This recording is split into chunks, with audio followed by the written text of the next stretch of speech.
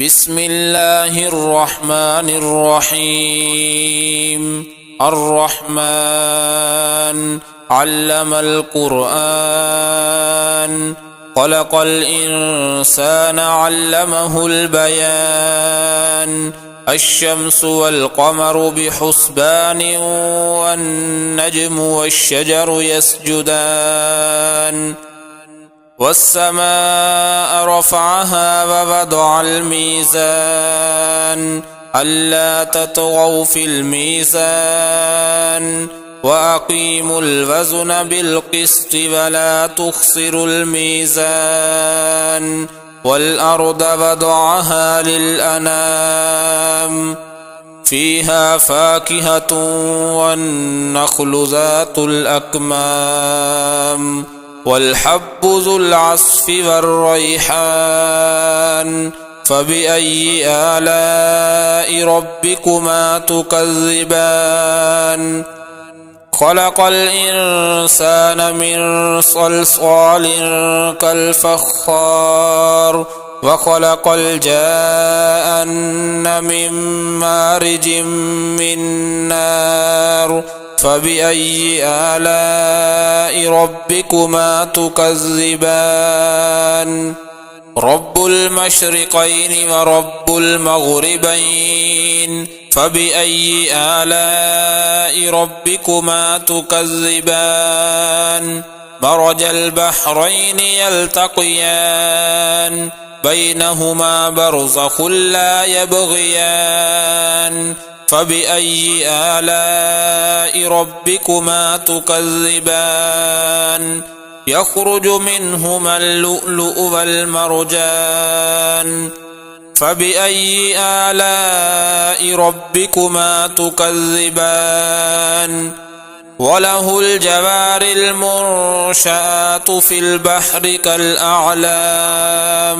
فبأي آلاء ربكما تكذبان؟ كل من عليها فان، ويبقى وجه ربك ذو الجلال والإكرام. فبأي آلاء ربكما تكذبان؟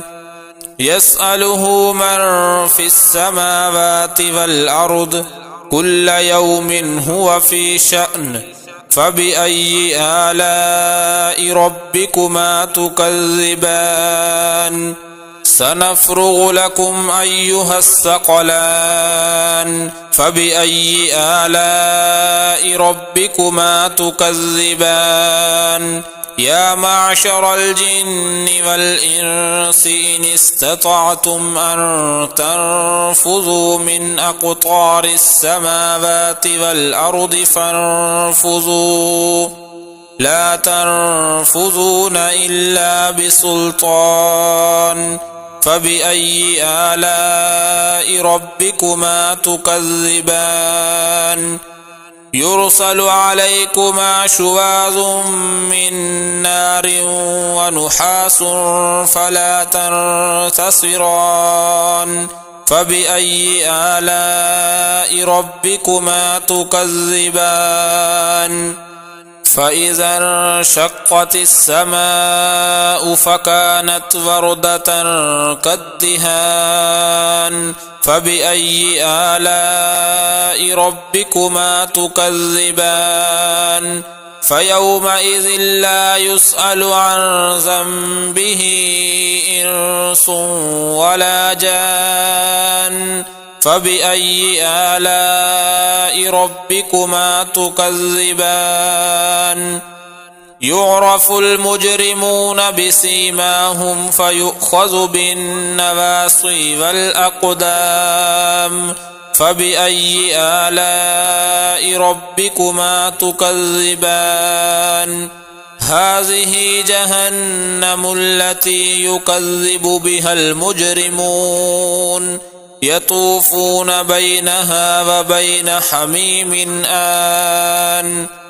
فبأي آلاء ربكما تكذبان؟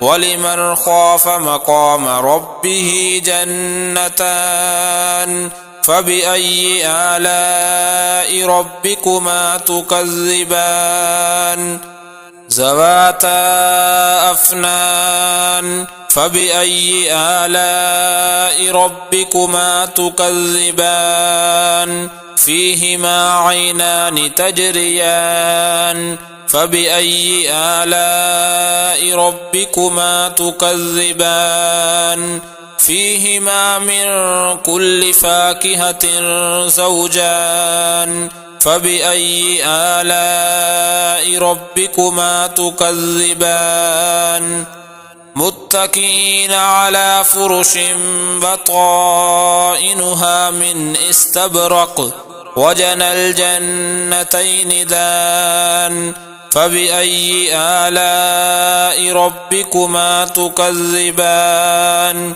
فيهن قاصرات الطرف لم يطمثهن إنس قبلهم ولا جان فبأي آلاء ربكما تكذبان كأنهن الياقوت والمرجان فبأي آلاء ربكما تكذبان هل جزاء الإحسان إلا الإحسان فبأي آلاء ربكما تكذبان ومن دونهما جنتان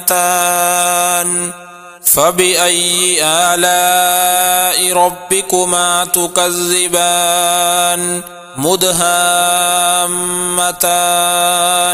فبأي آلاء ربكما تكذبان فيهما عينان نضاختان فبأي آلاء ربكما تكذبان فيهما فاكهة ونخل ورمان فبأي آلاء ربكما تكذبان فيهن خيرات حسان فبأي آلاء ربكما تكذبان حور مقصورات في الخيام فبأي آلاء ربكما تكذبان لم يطمثهن إنس قبلهم ولا جان